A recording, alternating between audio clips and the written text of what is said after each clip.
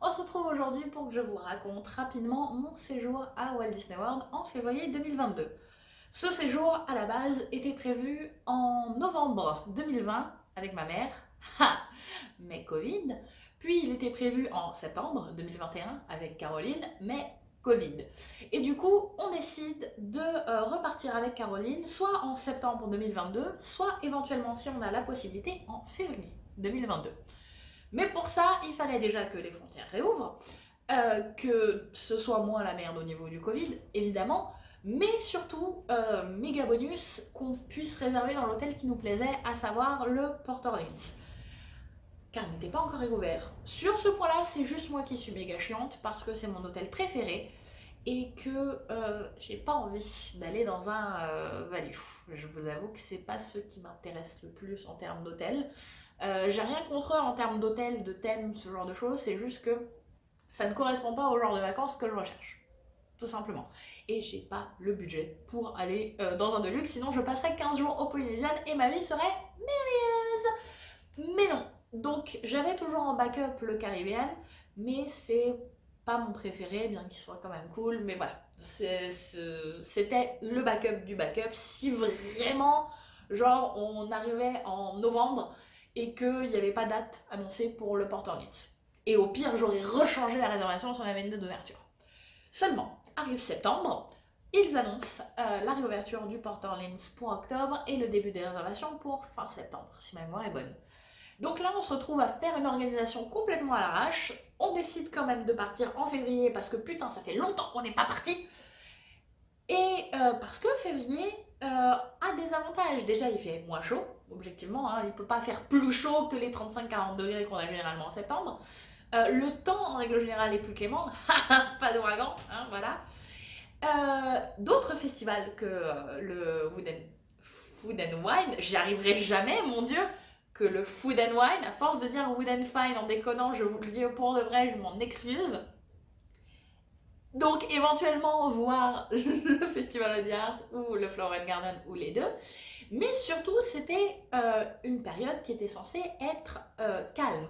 Un peu moins calme que septembre, mais quand même une période creuse dans les parcs. Non, ce n'est plus le cas. Voilà, je vous en parlerai dans une autre vidéo sur les parcs pass, l'affluence et ce genre de choses. Mais mon dieu, non, il y avait tellement de monde. Je vous en parle un peu plus tard. Donc on choisit ces dates-là pour le côté pratique. On prend une belle chambre au French Quarter. Il n'y a que des belles chambres au French Quarter parce que c'est tout petit et c'est cosy. Mais voilà, mais au moment où nous réservons fin septembre, les frontières, elles ne sont toujours pas ouvertes. Donc on est dans le flou et objectivement, depuis 2020, on sait très bien qu'en quelques mois, tout peut changer. Mais Disney a une très bonne politique par rapport au Covid et à ce moment-là, on pouvait se faire rembourser jusqu'à 7 jours avant notre date de départ complètement. Et je crois juste au dernier moment, on pouvait se faire rembourser sauf la première avance. Donc clairement, on n'était pas tenu à la gorge non plus. Arrive novembre, les frontières y ouvrent, youpi tralala, mais pas trop justement parce que on sait que tout peut changer. Et on avait bon parce que est arrivé Omicron, qui nous a bien pété les burnes. Qui nous a fait une belle montée de stress du coup début janvier. Les copains nous ont tenus au courant de comment était la situation réelle là-bas. Moi je me tenais au courant des chiffres en comparaison au prorata du nombre de personnes en Floride et en France. Après je vous avoue que j'ai jamais été inquiète de partir à Disney en période de Covid. Tout simplement parce qu'on a fait des séjours à Disneyland Paris en 2021 qui sont tous très bien passés, où on portait le masque, où on faisait attention, ce genre de choses. Et Disney en général m'inquiète pas plus que ça. Déjà parce que, soyons réalistes, c'est un bouillon de culture. Pour y avoir travaillé pendant plusieurs années, il y a des gens malades tout le temps partout.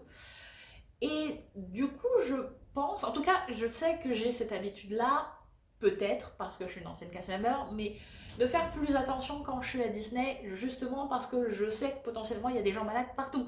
Pas forcément le Covid, ça peut être la grippe, ça peut être la gastro, ça peut être ce que vous voulez. Mais voilà, donc ça m'inquiétait pas plus que ça. Ce qui m'inquiétait, c'était de prendre l'avion. C'était de me retrouver en dehors de la bulle Disney. C'était là pour moi qu'il y avait le plus de risques. J'ai peut-être tort, c'est peut-être juste une utopie dans ma tête, Mais voilà, c'était comme ça que je voyais les choses. Les chiffres ont baissé, donc ça c'était cool. Les chiffres ont baissé même relativement rapidement, donc ça c'était cool. Mais, autre retournement de situation incroyable, on arrive à moins d'un mois du voyage et malheureusement Caroline ne peut plus partir avec moi. C'est des choses qui arrivent. Du coup, je me retrouve dans la situation où je peux complètement annuler le voyage. Non, non, j'annulerai pas le voyage. Non. Ma santé mentale tient à ça, hein, d'accord? Donc non, je n'ai pas annulé le voyage. Ou je pouvais annuler la partie de Caroline et partir en solo. J'en parlerai dans une autre vidéo parce que mon avis a changé par rapport à ça. Je pensais pas que ça m'intéresserait, mais en fait, peut-être que je le ferai un jour. Je vous dirai un peu plus pourquoi. Et mon backup plan, c'était de partir avec ma mère, chose qui à la base était prévue dans le plan original de novembre 2020.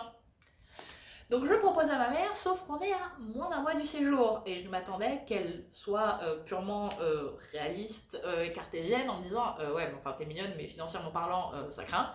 Et puis, enfin, poser 2 semaines de vacances à un mois du départ, c'est quand même un peu chaud. Oui, non, hein, c'est ma mère, j'avais oublié que je suis pas sa fille pour rien. Qu'elle n'est pas ma mère pour rien. Du coup, j'avais pas fini la phrase Maman, Caroline peut plus venir, est-ce que tu veux m'accompagner à Disney World que j'ai entendu la valise descendre du placard. Elle était prête, elle était hypée, elle était wouh, comme ça.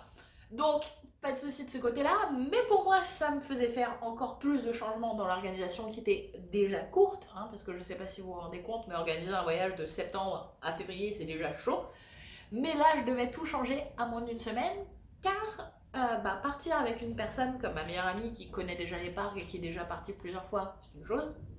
Partir avec ma mère qui n'a jamais mis les pieds à Disney World, c'en est une autre. Ça change pas forcément énormément de choses, mais en termes d'organisation, ça change. Là où c'était super pratique, c'est que ma mère, bien qu'elle n'ait jamais mis les pieds à Disney World, a l'habitude des parcs, donc n'a pas de souci avec le rythme d'une journée dans les parcs. Et je n'avais aucun doute que sur les 15 jours et de bonnes coupures à la piscine, ça allait passer sans problème. Et j'avais bon, hein, clairement, ma mère s'est éclatée. Peut-être même plus que moi, en fait. Donc nous partons, et au moment du départ, et au moment où je vous parle, donc le 8 avril 2022, les conditions d'entrée sur le territoire américain sont celles-ci. Il faut avoir un schéma vaccinal complet, 2 doses pour eux, on en avait 3, et un test négatif Covid de moins de 24 heures. Pas de souci, nous partons avec Delta. Je vous recommande encore une fois Delta parce que c'est top. Jamais eu de soucis avec cette compagnie qui n'était pas due à la compagnie, hein, j'entends, parce qu'un ouragan, on n'y peut rien. Hein, car oui, j'ai été coincée dans un ouragan avec Delta. Vous pourrez trouver cette vidéo là. Ça existe encore, ça? Ça fait tellement longtemps que j'ai pas fait de vidéo YouTube. Je vous mettrai le lien. Effectivement, donc c'est assez fou ce genre de choses. Mais passons, donc Delta, toujours une très bonne compagnie. L'escale à Atlanta, j'en profite pour faire un petit segue là-dessus. Quand vous faites une escale à Delta en entrée sur le territoire européen, prévoyez toujours minimum 2h30. Minimum, parce que c'est ce qu'on avait nous et on a quand même rushé pour arriver à notre avion et on est arrivé juste après le début de l'embarquement. Donc clairement, 2h30 c'est le minimum du minimum du minimum. Hey, Angélique du futur ici en direct sur mon canapé. J'ai préféré couper la vidéo à ce moment-là car c'était vraiment beaucoup trop long, une demi-heure la vidéo. Donc ça c'était la première partie, les préparatifs, et on se retrouve immédiatement ou plus tard, comme vous le souhaitez, pour la deuxième partie, le réel résumé du séjour. Bye bye.